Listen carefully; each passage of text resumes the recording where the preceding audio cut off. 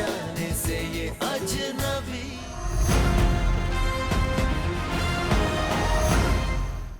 अनीता और लवीना तुम दोनों रूम नंबर 8 में शिफ्ट होगी और रिद्धि तुम पद्मा के साथ रूम नंबर 10 में शिफ्ट होगी और परमिंदर तुम आयशा के साथ रूम नंबर 9 में शिफ्ट होगी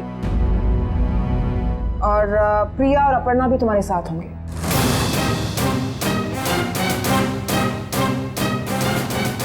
बात समझ में आ गई?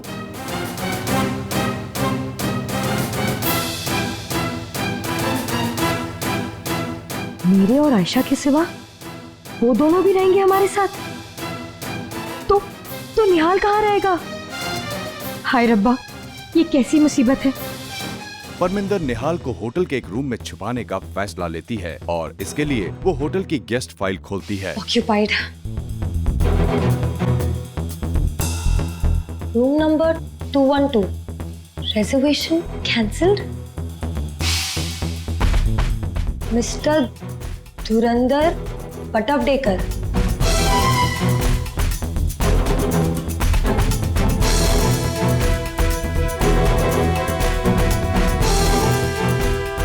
अब ये रूम बुक होगा मिस्टर धुरंधर बटवडेकर के नाम से।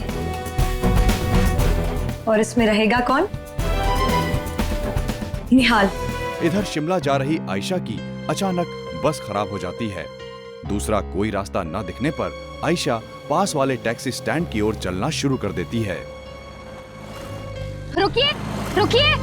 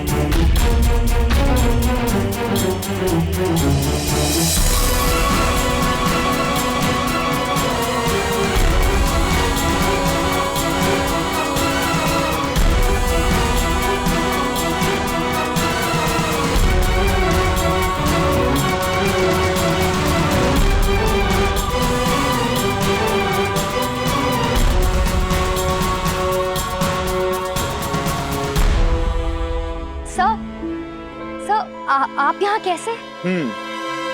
पर तुम यहाँ क्या कर रही हो? सर मैं शिमला नहीं सर, मेरा मतलब है छुट्टी ली? जी सर आप थे नहीं तो राजदीप सर ने छुट्टी दी मुझे। सर वो दरअसल बीच रास्ते में मेरी बस खराब हो गई तो मैं पास के टैक्सी स्टैंड तक चल के जा रही थी। मुझे नहीं लगता यहाँ से टैक्सी स्टैंड इतना पास है कि तुम चल के पहुंच जाओगे। आओ मैं तुम्हें छोड़ देता हूं। मैं भी वहीं जा रहा हूं।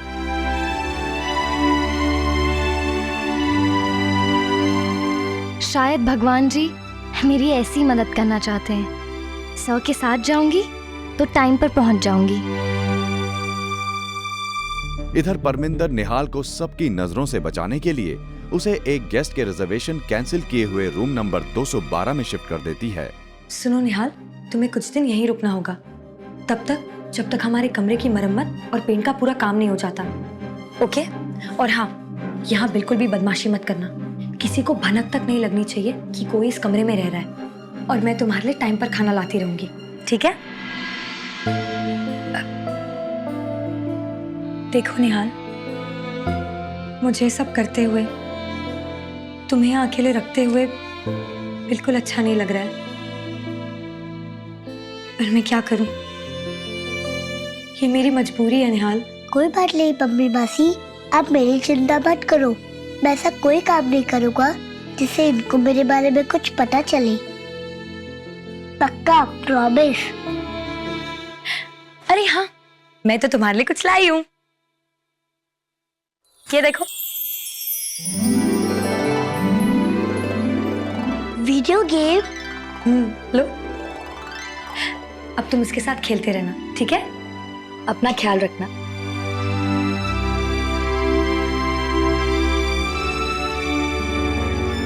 वीर आयशा को शिमला तक लिफ्ट तो देता है, पर रास्ते में उनकी कार खराब हो जाती है और वो दोनों मैकेनिक को ढूंढने के लिए निकलते हैं।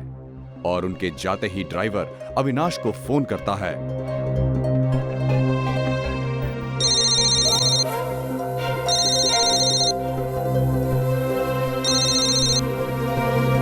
हाँ बोलो। साहब, जैसा आपने कहा था मैंने कर दिया है। ध्यान रहे वीर किसी भी तरह शिमला ना पहुंच पाए। नहीं पहुंचेंगे साहब। ओके। वीर, तुम वक्त पर शिमला तो कतई नहीं पहुंच सकते। मेरा ये प्लान कभी नहीं फेल होगा। आयशा से मिलना तो दूर, तुम्हें उसकी शक्ल देखना भी नसीब नहीं होगा। इधर शिमला जाने का कोई साधन ना नजर आने पर वीर और आयशा को एक ट्रक आता दिखाई देता है और वो दोनों ट्रक ड्राइवर से शिमला जाने के लिए लिफ्ट मांग लेते हैं।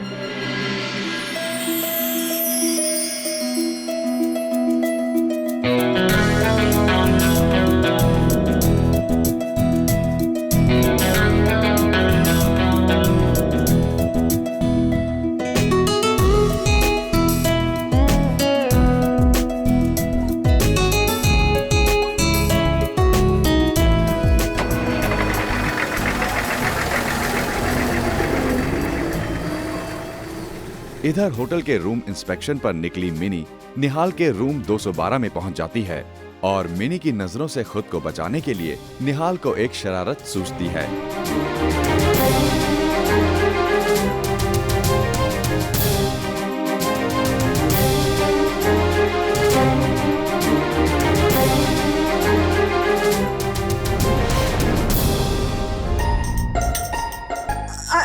I'm sorry. कौन हो तुम? सर, मुझे पता नहीं था कि यहाँ कोई है सर। I'm sorry. तुम्हारा स्वागत है यहाँ। जी? No, मुझे माफ कर दीजिए सर, अगर मेरी वजह से अगर आपको कोई परेशानी हुई हो तो।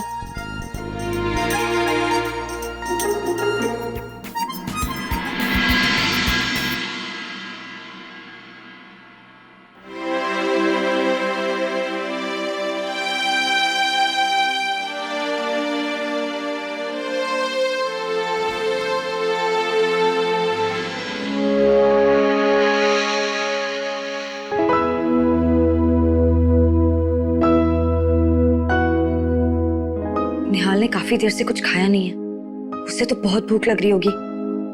मैं एक काम करती हूँ, पहले ये खाना जाकर उसे देकर आती हूँ, बाकी काम बाद में। हाँ परमिंदर,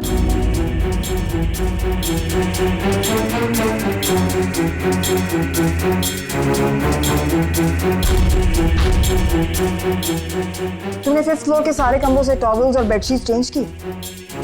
जी मैम, बस ये मैं एक्स्ट्रा टॉवल रखने ही जा रही थी, रूम नंबर 210 में। नहीं रहने दो, अभी फिलहाल तुम 4थे माले पर जाओ, वहाँ पर एक्स्ट्रा स्टाफ की जरूरत है। वहाँ की सर्विस को लेकर कोई शिकायत नहीं आनी चाहिए। बट मैम ये एक्स्ट्रा टॉवल। मैंने कहा ना, डू इट। जी मैम। हे वाहिगुरु, ये मिनी मैम को भी अभी राउंड पे जाना था। अब मैं निहाल को ये खाना कैसे दूं? इधर नंदिनी अविनाश को अपनी माँ कामिनी वर्धन सिंह के आने की खबर देती है और ये बात अविनाश को परेशान कर देती है।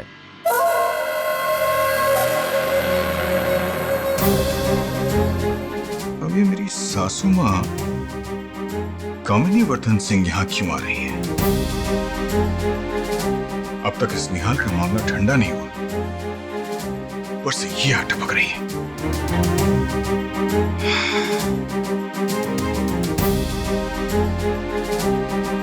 नहीं सासू माँ, आपके आने से पहले मुझे निहाल का मामला निपटाना ही होगा। अचानक ट्रक ड्राइवर ट्रक के खराब हो जाने की बात कहकर वीर को पानी लाने के लिए भेजता है और मौके का फायदा उठाकर आयशा के साथ छेड़खानी करना शुरू कर देता है।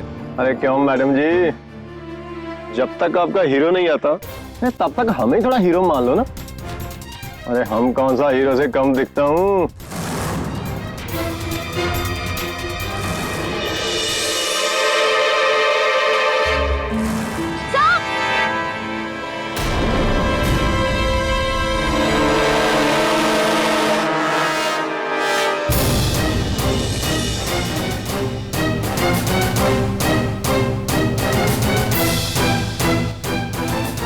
जरा हमारी तरफ भी देखो ना। अरे क्या बुराई है हमें? अरे हम भी तो तेरे हीरो जैसे लगते हैं।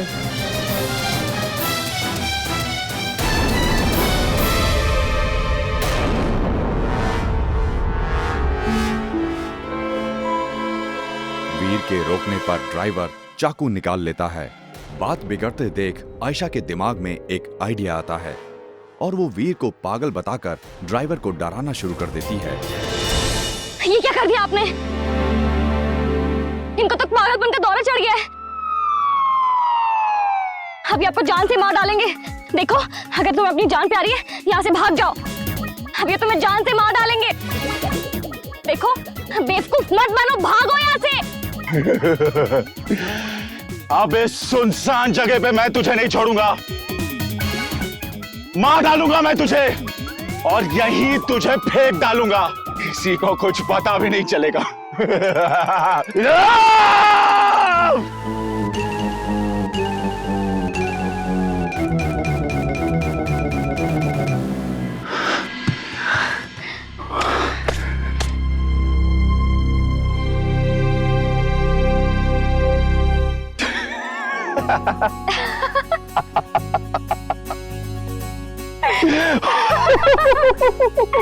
इधर चालों पर चाल चलता अविनाश अपने वकील खटवानी को शिमला के घर का खरीदार बनकर शिमला जाने के लिए कहता है। आप शिमला जाकर एक खरीदार की भूमिका अदा करेंगे। एक ऐसा खरीदार जिसे लेट श्री जयवर्धन सिंह के वीरान पड़े आशियाने में दिलचस्पी हो।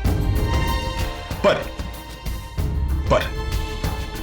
आपकी असली दिलचस्पी होगी जयवर्धन सिंह के इकलौते बेटे निहाल सिंह, जिसके बारे में आप तमाम इंफॉर्मेशन हासिल करके मुझ तक पहुंचाएंगे। आप एक काम कीजिए, आज रात इसी होटल में रुक जाइए। यहां से एयरपोर्ट नजदीक है। आपकी फ्लाइट कंफर्म होते ही आप निकल जाइएगा। किसी भी कीमत पर वो लड़की आयशा और वीर नहीं मिलने चाहिए। इधर भूख से बेहाल निहाल वकील खटवानी को खाने का ऑर्डर देते देख लेता है और उसके दिमाग में एक आइडिया आता है। मेरा खाना जल्दी भिजवा दें, मेरी फ्लाइट है और खाना खा के थोड़ा आराम भी करना है।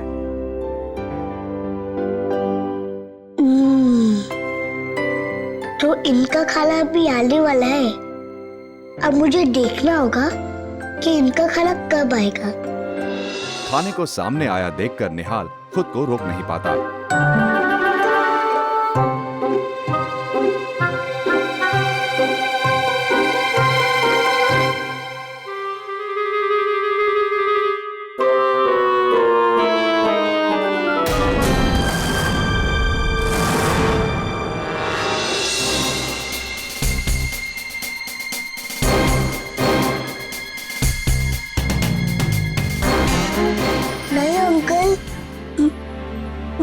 मैंने कुछ नहीं किया। अच्छा, चोरी पकड़ी गई तो झूठ बोल रहा है। अरे कोई है यहाँ? और आखिर निहाल खटवानी की पकड़ से भागने में कामयाब हो ही जाता है। अरे रोक कभी।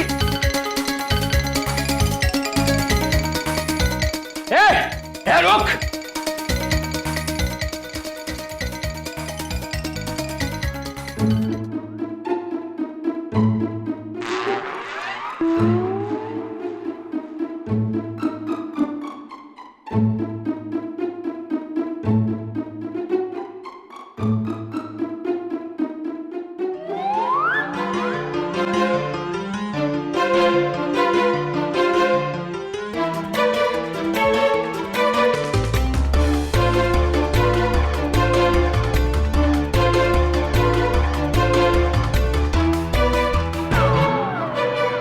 एक्सक्यूज मी, हेलो, हे मिस्टर, हाँ मैं तुमसे ही बात कर रही हूँ।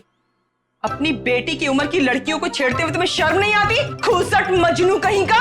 अरे आप इसके हाथ पकड़। अरे ऐसे कैसे हाथ, मतलब अरे हाथ, क्या जबरदस्ती है ये? लड़कियों को छेड़ता है? नहीं तो छेड़ता है।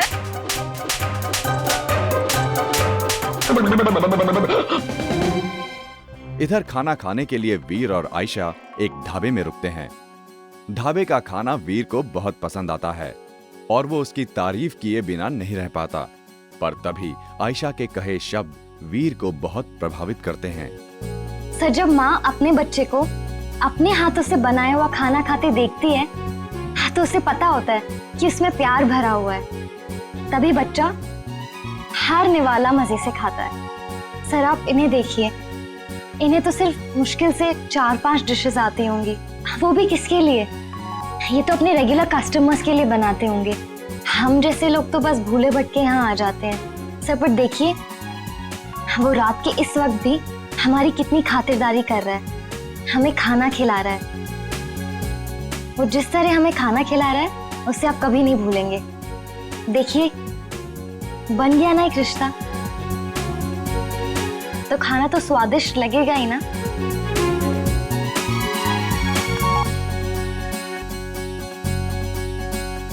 और तभी ढाबे में आई पंजाबी बारात के सरदार जी वीर और आयशा को अपनी खुशियों में शामिल करने के लिए डांस करने को कहते हैं और आयशा और वीर उनकी खुशियों के रंग में घुलना मिलना शुरू हो जाते हैं। ओहो जी, रब ने कितनी सोहनी जोड़ी बनाई है, जिंदी रहो।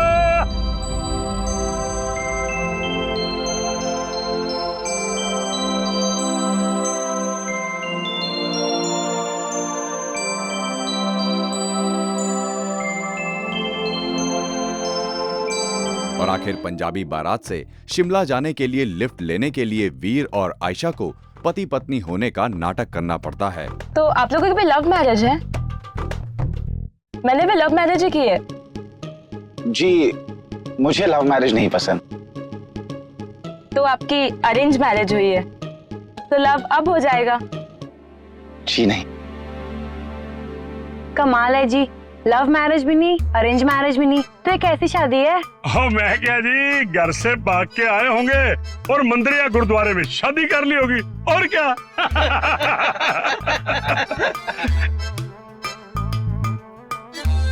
क्यों मेरे सब्र का इम्तिहान ले रहे हैं सब?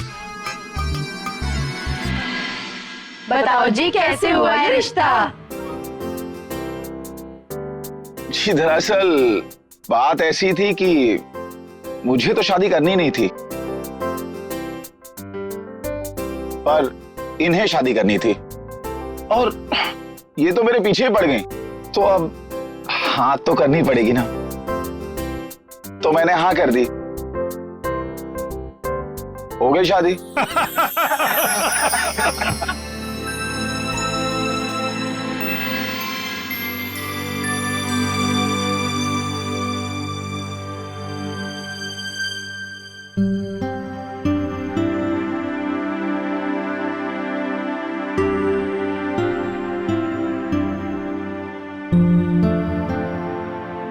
बेचारे वीर सर, मेरी वजह से कितनी तकलीफ उठानी पड़ रही है इन्हें। मैंने इनके बारे में कितना बुरा सोचा था, ये उतने बुरे भी नहीं हैं।